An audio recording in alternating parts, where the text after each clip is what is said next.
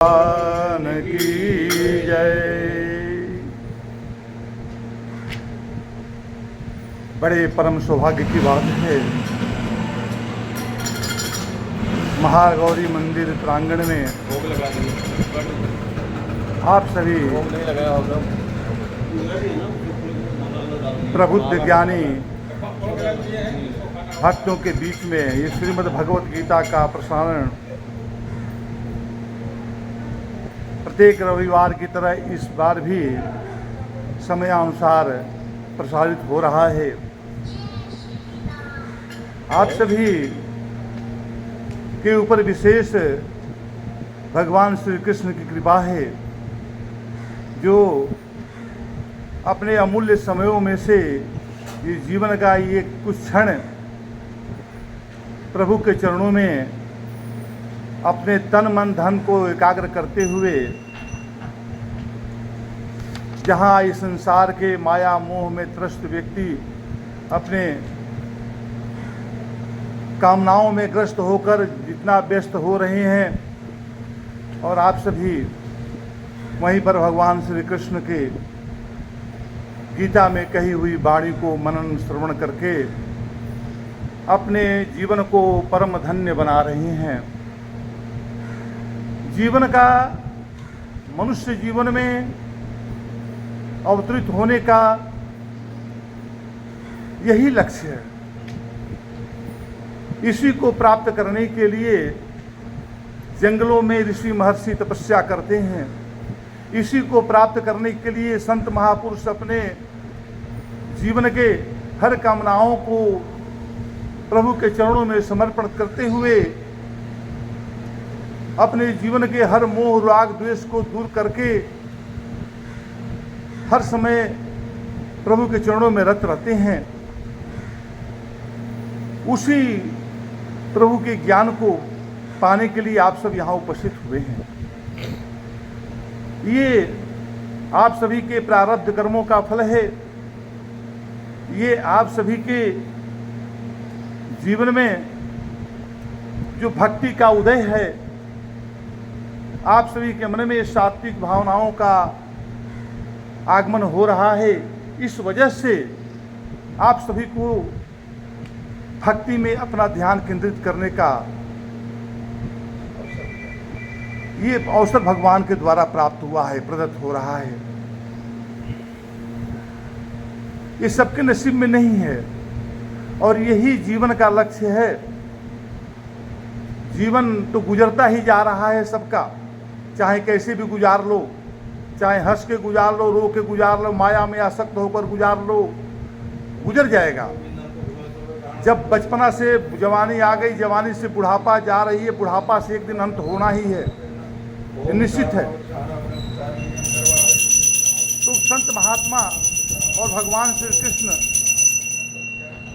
उसी चीज को तोड़ने के लिए, वही ध्यान को भंग करने के लिए कि जो माया में ग्रस्त ध्यान है उसको परमार्थिक में कैसे लगाया जाए, इसके लिए उन्होंने गीता का ये भगवान अर्जुन के सामने भगवान श्री कृष्ण ने ये प्रसारित किए हैं।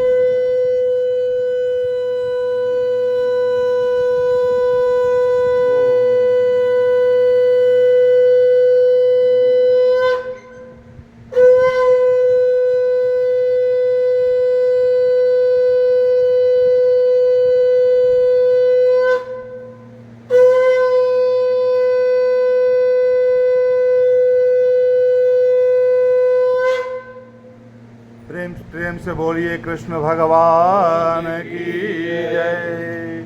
श्रीमद् भगवत गीता की जय। जिस प्रकार युद्ध क्षेत्र में भगवान श्री कृष्ण ने शंखनाद करके युद्ध के लिए उद्घोष किया, और उसी समय अर्जुन को अपने परिवारजनों को देखकर शोक मोह से ग्रस्त होने के बाद भगवान कृष्ण के सामने जब अपने व्यथा को प्रकट किए, भावनाओं को प्रकट किए, उस समय भगवान श्री कृष्ण उनको गीता का उपदेश देना शुरू करके उसके जीवन में ज्ञान, भक्ति और कर्म तीनों का समन्वय करके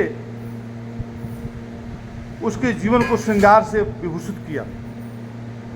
देखिए, हमारे जीवन में कर्म तो सब करते हैं, इस धरती पर आकर सब कर्म करते हैं, लेकिन वही कर्म सही है जो कर्म परमात्मा के चरणों में समर्पित भाव से, भक्ति से परिपूर्ण होकर हो, और तभी हमारा कर्म निष्काम भावना से प्रेरित होता है। और जब तक से हमारा कर्म भक्ति से परिपूर्ण होकर निष्काम कर्म से परिपूर्ण नहीं होता है, तब तक से हमारे जीवन में ज्ञान का उदय नहीं होता है, विवेक का उदय नहीं होता है। हमें इस माया के भ्रम को तोड़ने की जो ज्ञान है, वो ज्ञान का उदय नहीं होता है। तो उस ज्ञान को उदय करना ही हमारे जीवन का लक्ष्य है। उसी को यहाँ पर भगवान श्री कृष्ण 23वें श्लोक के माध्यम से इस भाव से बता रहे हैं कि जो जो सकाम भक्त जिस जिस देव स्वरूप और देव मूर्ति की श्रद्धा पूर्वक पूजा करना चाहता है, मैं उस सकाम भक्त की उसकी देव स्वरूप में श्रद्धा को स्थिर करता हूँ। परमात्मा स्थिर कर देता है श्रद्धा को, और वह सकाम भक्त उस श्रद्धा से युक्त होकर उसी देवता के स्वरूप की आराधना करता है जिसको उन्होंने श्रद्धा से युक्त कर दिए, और उस देवता से मेरे द्वारा विधान किए हुए इन इच्छित फलों को निसंदेह प्राप्त कर लेता है। बताते हैं इस श्लोक के माध्यम से कि देवता सर्व अंतर्यामी परमात्मा के ही अंशभूत होते हैं, अंश हैं। सभी देवता परमात्मा की जो विभूतियां हैं, उसी विभूति से ये भी विभूषित हैं। और कहते हैं कि देवताओं की आराधना भी अंततो गत्वा भगवान की ही आराधना कही गई है। तथापि क्षुद्र लालसाओं के कुचक्र में ना फंसकर, देखिए यहाँ पर ध्यान देने वाली बात भक्त के लिए बताया जा रहा है कि क्षुद्र लालसा क्या है? जो संसारिक लालसा, जो लालसा हमें अमरता नहीं प्रदान कर रही है, जो हमें नश्वरता में लेके जा रही है, इससे हमारा मोह जुड़ रही है, तो उसको क्षुद्र लालसा बोला गया है। हमारी लालसा ऐसी होनी चाहिए कि जो कि कहते हैं कि दिन दिन बढ़त सवाई और परमात्मा में ही उसकी श्रद्धा बन जाए, वो लालसा नहीं बन पा रही है। हमारी लालसा जो भौतिक लालसा बनी हुई है, हम छोटे छोटे कामनाओं से ग्रस्त होकर अपने जीवन के इस आराध्य समयों को गुजारते जा रहे हैं।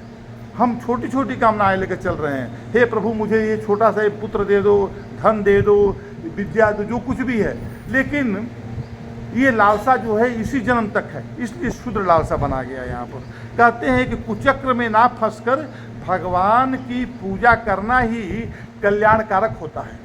क्षुद्र लालसा में ना फंसकर हम भगवान के पूजा विधि को जब हम अपनाते हैं देवता के माध्यम से, वही पूजा हमारा सर्व कल्याणकारक होता है। नहीं तो बताते हैं कि अनित्य और विनश्वर पदार्थों की प्राप्ति के लिए, जो अनित्य है, नित्य नहीं है, जो आज है कल नहीं है, ऐसे चीज की प्राप्ति करने के लिए, कामनाओं को प्राप्त करने के लिए देवा आराधना करना ये अविवेक है। ध्यान दीजिए, अभी अविवेक है। हम सब इस समय जो है बहुत बड़े बातें चल रही हैं, हम इसको थोड़ा ध्यान दें, क्योंकि देखिए बात हम ये ना सोचें कि कहाँ से निकल रही है। हम ये जब सोच लेंगे कि भगवान कृष्ण की वाणी से बात निकल रही है, भगवान कृष्ण की बात हो रही है, हमारा कोई बात नहीं है, हमारा कोई इसमें कुछ नहीं है। हम तो इतने अज्ञानी हैं, शूद्र हैं कि हमारा इसमें एक भी भाव नहीं प्रकट हो पाएगा। लेकिन ये प्रभु की कृपा है, आप सभी का प्रेम है, स्नेह है कि आप सब जो है इस तरह से भावों को प्रकट करने के लिए अवसर प्रदान किया, मौका दिए हैं मुझे। तो यहाँ पर जो बात होने जा रही है, इसको बहुत ध्यान दीजिए, क्योंकि बात बहुत गंभीर से निकल रही है। अगर इस थोड़ा सा दिमाग देंगे तो हमको गीत जैसे के बोलते हैं कि अगर मैथ का पहला दूसरा पांचवा सूत्र स्टार्टिंग सूत्र हमको समझ में नहीं आया तो हम मैथ के बाकी सूत्र हम समझ नहीं पाए। हम जो फिर हमारे दिमाग से निकलता जाएगा। ये सूत्र है, भगवान का दिया हुआ सूत्र है। तो इसमें क्या बोल रहे हैं कि जैसे हम देवता की पूजा करते हैं तो कहते हैं कि देवता की जो पूजा हम करते हैं, किसी देवता करते हैं, देवता में सब देवता आ गए, तो कहते हैं कि देवता की जो हम पूजा करते हैं तो उस पूजा में जब हम अपनी कामनाओं को जोड़कर पूजा करते हैं, असक्त होकर क्षुद्र कामनाओं को लेकर, तो वो पूजा जो है हमें उतना फलित नहीं होता है। उस पूजा को जो यहाँ पर नहीं बताया जा रहा है, कहते हैं कि वो पूजा, अब आगे देखिए क्या कह रहे हैं, कहते हैं कि देवता का श्रद्धा पूर्वक आराधना करने पर मनुष्य भगवान के द्वारा विहित फल प्राप्त कर लेते हैं। मनुष्य देव आराधना करने पर भी ईश्वर के विधान के अनुसार फल प्राप्त करता है, लेकिन कहते हैं कि मनुष्य को फल देने वाला केवल एक परमेश्वर ही है। देवता के थ्रू परमेश्वर दे रहा है, तो जड़ उसको देखना है। जड़ कहाँ है?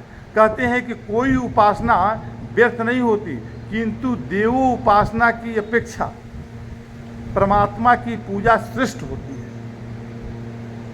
परमात्मा की पूजा श्रेष्ठ होती है, क्योंकि हम जो है किसी से मांगते हैं कि वो राजा है और राजा के मंत्री, हम मंत्री से हमारा संपर्क है, मंत्री से हम लाभ ले रहे हैं, लेकिन यदि हमारा संपर्क राजा से हो जाए तो हमें तो सब कुछ मिल सकता है, हम मंत्री से संपर्क करने की जरूरत नहीं है। तो ये जो मंत्री जैसे हैं देवता लोग, तो इसमें बता रहे हैं, कहते क्षुद्र कामनाओं से प्रेरित होकर मनुष्य भौतिक प्रपंच में फंसा रह जाता है। छोटी छोटी कामनाओं को लेकर हम जो परमात्मा के देवताओं के पास जाते हैं तो उसी में हम फंस जाते हैं। हम अपने कामनाओं को विशाल बनाएं, अपने लालसाओं, अपने अभिलाषाओं को विशाल बनाएं, क्षुद्र ना बनाएं। विशालता में जब प्रवेश तब होता है जबकि हम परमात्मा के लिए जीते हैं, परमात्मा के लिए हमारा जीवन का हर क्षण गुजरता है, हम उसके लिए ही हमारे मन का लक्ष्य बन जाता है, तब हमारा जो है श्रेष्ठ जीवन बनता है। कहते हैं कि ब्रह्म का उपासक ब्रह्म हो जाता है। जिसका उपासक आप बनेंगे वही हो जाएंगे। कोई भूतों की पूजा करने वाला, वो भूत उसके जीवन में रहेगा। कोई पितरों को पूजा करता है, कोई किसी की पूजा करता है, जो जिसकी पूजा करता है। कहते हैं कि सब में मैं ही समाहित हूँ, लेकिन अगर कोई डायरेक्ट मेरे संपर्क में आ जाता है तो एक थ्रू में जा रहा है। प्रधानमंत्री एक पैसा जो है किसी के थ्रू बाई थ्रू देते गए, नीचे किसान तक दिए, और एक प्रधानमंत्री किसी चीज़ को पुरस्कार जो है डायरेक्ट दे दिए। तो परमात्मा से डायरेक्ट हम क्यों नहीं लें? तो कहते हैं कि नित्य सत्य स्वरूप, चैतन्य स्वरूप, आनंद स्वरूप, परम ब्रह्म परमात्मा के साथ एकत्व प्राप्त करना ही परम पुरुषार्थ है। एकत्व प्राप्त करना, एकत्व मतलब वो जल और दूध की तरह जो है मिल जाना। एकत्व परमात्मा के साथ हमारा एकत्व प्राप्ति जब हो जाती है तभी हमारा परम पुरुषार्थ बनता है। हम परमात्मा के बीच बीच में जो है बाई थ्रू जो है चलते हैं तो इससे हमारा एकत्व नहीं होता है। तो कहते हैं, कहने का भाव है कि हम देवताओं की पूजा से हम प्रभु की, भगवान श्री कृष्ण के डायरेक्ट ब्रह्म की पूजा करें, और जिस पूजा से हम इनको भी प्रसन्न करते हैं। ऐसा नहीं है कि हम वो डायरेक्ट उसको करते हैं तो इनको प्रसन्न, ये भी प्रसन्न होते हैं क्योंकि उनके ऊपर आश्रित हैं। तो यहाँ पर ये बताते हैं कि अपने भक्ति को प्रगाढ़ता लाने के लिए, उच्चतम शिखर पर पहुँचाने के लिए, अपने कर्मों में निष्कामता लाने के लिए हमें ब्रह्म का सत्य बोध ज्ञान के स्तर पर पहुँचने के लिए हमें इस तरह की पूजा और आराधना की जरूरत है जीवन में। अगर जब हम इस बात को नहीं जानते हैं तो हम जीवन के वही कार्य को करते चले जाते हैं जो कार्य हम पहले करते आए हैं, और जिससे हमारी जो उन्नति होनी है वो उन्नति कोल्हू के बैल की तरह वहीं पर नाच कर वहीं पर ख़त्म हो जाती है, नहीं होती, आगे नहीं बढ़ती है। तो आगे जीवन को बढ़ाना ही हमारा जीवन का लक्ष्य बनना चाहिए। आगे बता रहे हैं।